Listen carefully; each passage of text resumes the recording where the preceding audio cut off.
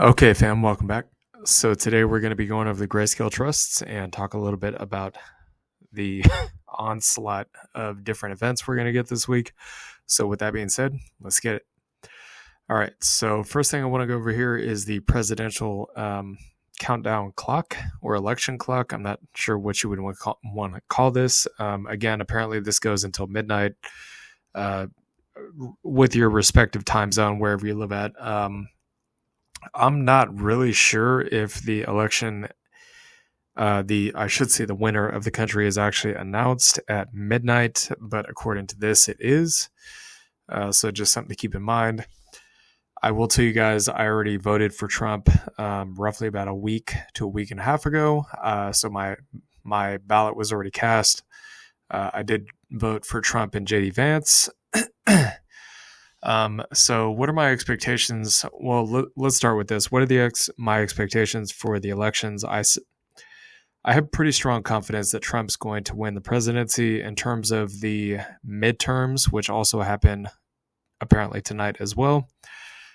I do suspect we're going to get a mixed Congress. So Trump will be president, but we'll get a mixed Congress with the Senate being controlled by the Republicans and the House being controlled by the Democrats, just like it was back in 2016, but we'll have to wait and see about this. Again, another reason it would be a good idea for a mixed Congress under Trump or any president is because that's what the markets like. The markets like it when there's certainty. Okay, but we'll have to wait and see on this. So then, of course, we have the FOMC. So we got the elections tonight, the midterms tonight. Then we have the FOMC meeting. Which is coming up on Thursday. Do keep that in mind. I am expecting the Fed to cut. Now, the markets predict they're going to cut by 25, but the Fed came out and shocked us last time with a 50. Do keep in mind that the Fed also has to consider its policies going forward based on who wins the election. So there is that. Trump already said he wants to cut and he wants to cut fast.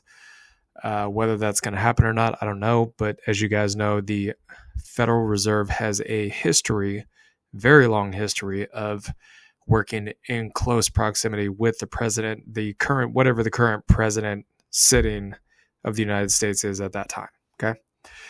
And then we also have earnings this week. So we had Palantir after hours. They skyrocketed to the moon. Of course, that's to be expected. And then I think we also have ARM and Supermicro this week. So that's, again, you're talking about semiconductors and AI there. So something to keep a lookout for. All right. So let's go ahead and let's get into the Grayscale Trust. Just so you guys know, a Trump victory would mean massive bullishness for crypto. Okay. So if you are anti-Trump, well, you better be pro-Trump if you're a crypto investor. Okay. That's all I got to tell you. So let's get into it. So LTCN here, again, this is very much looking like a bull flag. Do I think it's going to break down like a bull flag? No, I doubt. Again, we got the golden crosses down here. That's contrary to what the charts say. So in my opinion, a breakdown is not likely here. So support as of right now is still going to be between 13 to 15. Again, we have not gotten above the EMAs or this top trend line yet. You got 25 to 27, and then the swing high up there at 54, and the all-time high, of course, is all the way up at 510. So measured move here, roughly about 305% gain. BCHG.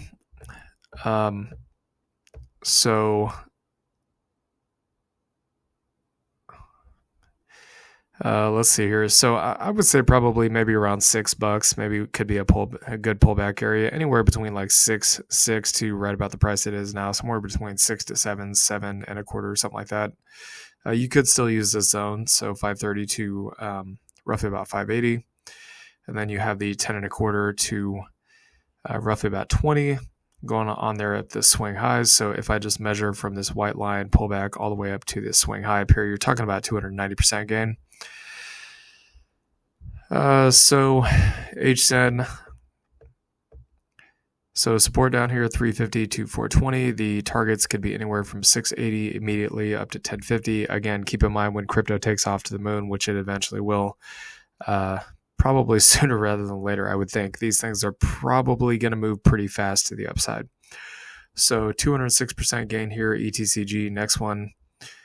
Again, this is a bearish pattern here, a descending triangle, but it, again, the indicators down below tell me likely that's not going to break down. So I would say support here anywhere between 7.25 to 10, and then you got your targets up there at 13 to about 20.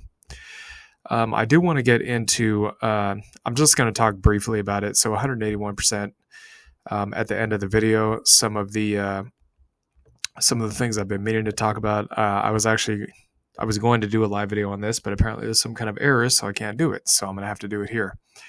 About expectations for a Trump versus Kamala win and what that means as far as the most high is concerned. So 18 down here at support. You still got your gap between 23 to 25. So you got 23 to 28.50, and then the cup and handle target at 47.5. Cup and handle is a very bullish pattern. The inverse would be an inverse cup and handle. It would pretty much look the opposite of this. The cup would be to the upside, and then you get like a little pop like this, and then boom, it breaks down, but we don't have that here. This is a bullish pattern. Okay, so measured move here, maximum measured move, about 158% gain. Again, ETCG could, or ETH could easily go past this swing high up here. That could absolutely happen. So GBAT, contrary to the rest of these, actually had a nice green day. So did FILG. Okay, so support is still down here at 450 to 510. Again, eventually these will lift off of here, and when they do, you will no longer be able to buy at these cheap prices.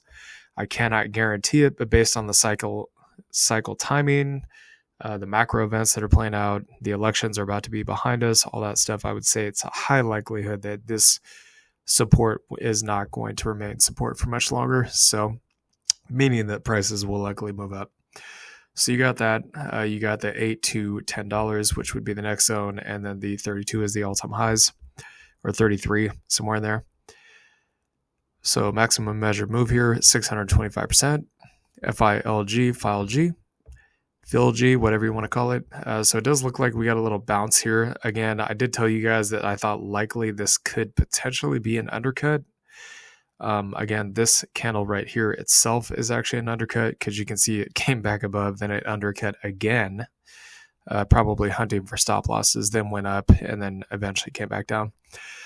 So we could be seeing an immediate pop on this. As of right now, I'll just go ahead and say that probably anywhere between 25 to, let's say about 42 is going to be support. If you're worried about it, then maybe the most conservative bet here is 480 to 1160, which again is the bear market lows. No guarantee it goes back there. It has actually not been there since the bear market lows. So if I were just to measure off this previous candle swing low we got here, you're talking about 1,625% gain. Keep in mind the all-time high for this as of right now is about 400. GLIV. So this one has pulled back a little bit. I would say probably if it's going to go any lower, maybe it touches down at 7 and then pops pretty much immediately. So you could say basically pretty much anywhere between 7 to about 1460. It's a very wide range, but that would be kind of the area I'd be looking to buy in. The all-time high here for GLIV is 80. There was a question saying, do you think GLIV is going to go lower? Sorry, I didn't address that. That's kind of a toss-up. It depends on what this candle right here is, okay? As you guys know, it's impossible to know what goes on to the right of the charts when the candles haven't actually printed yet. So 1,040% gain here. So I'm going to go ahead and tell you guys right now, if this is an undercut, then theoretically this week it should pop back up immediately back into the support zone. It's possible to have like a couple candles of undercut, like something like this right here, where it goes up, undercuts, comes back down, kind of screws with people here, and then goes higher. Usually undercuts and overcuts are very short-lived. They usually last like maybe a couple of days or a week or something like that. They don't take a long time. So that's scenario number one. Scenario number two is the markets don't like who gets elected. In this case, I think they would not like a Kamala election very much. And then it goes lower ultimately. There's reasons for that. I mean, it's not just about crypto. I mean, Kamala's tax policies, I don't know if you've seen them, but they're extremely bad for business. Okay, New York right now, unfortunately, is really pissing off a lot of business owners, and they're not wanting to do business there anymore because they feel like if they do it, they're going to get constricted by the courts and stuff like that. They don't want to deal with that. Okay, they're just there to make money. They don't want to deal with politics and all that garbage. Okay, so G-Link here support 40 to 44, and then you got, I'd say, about 65 to 85, 220 at the all-time highs. I'm aware the EMAs and the MACD histogram are going down. It doesn't surprise me that that's happening into an election. Again, that is completely normal. We've seen pullbacks into elections, sometimes markup, sometimes pullbacks, every single time we've had a crypto bull run. Okay, so 480% gain here. GSOL still kind of chopping a little bit sideways. Again, markets are sideways and down out of fear of the elections. Okay, that's really all this is, uncertainty. That's the reason why the markets are so choppy and down. Once the certainty of who's elected is in play, the markets won't need to worry about it anymore, and they can go ahead and rally. Okay, so 300 to 350. And then you got 580 at the all-time highs.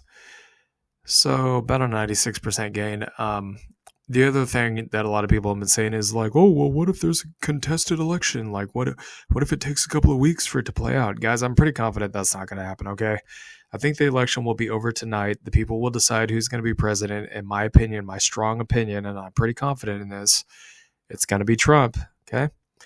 And it will be over tonight, and in the morning, we'll all know who the winner is. That is what I think is going to happen, okay? So 1480 to 24, again, you guys know my thesis on this is the buy area for GXLM. 53 to 60.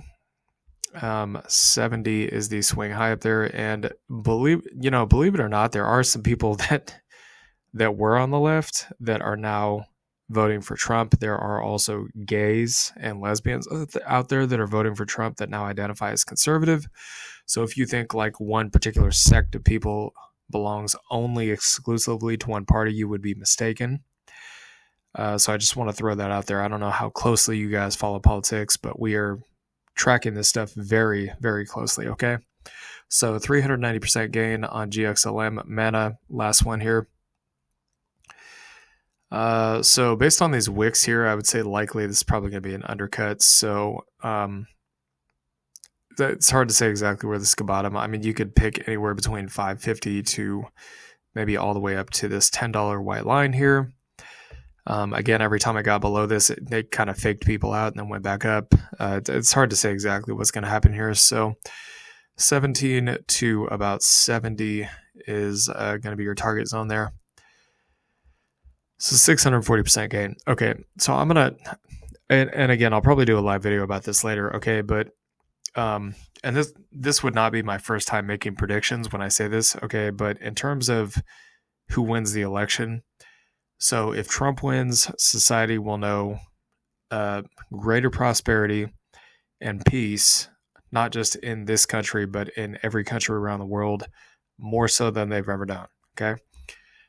Cures for aging will come out. Likely people will be able to live for hundreds of years. Space exploration will be possible. God will open the firmament above the earth to allow people to, kind of go out there and explore, so to speak. So if Kamala wins, then I have been told that a creature of old, which is the most powerful creature on Earth, every creature that is on Earth is terrified of this thing, known as Leviathan, will be released from the depths of the ocean to cause chaos and destruction on Earth, okay? And there is nothing on Earth that can destroy this thing, or in heaven that can destroy this thing except God, okay? If you don't know what Leviathan is, go do your research. So Trump is the favored candidate of God. Kamala Harris is not favored by God. I'm just going to be completely blunt about that. And again, I'm trying to keep it short here. We can go into more detail in this in a later video.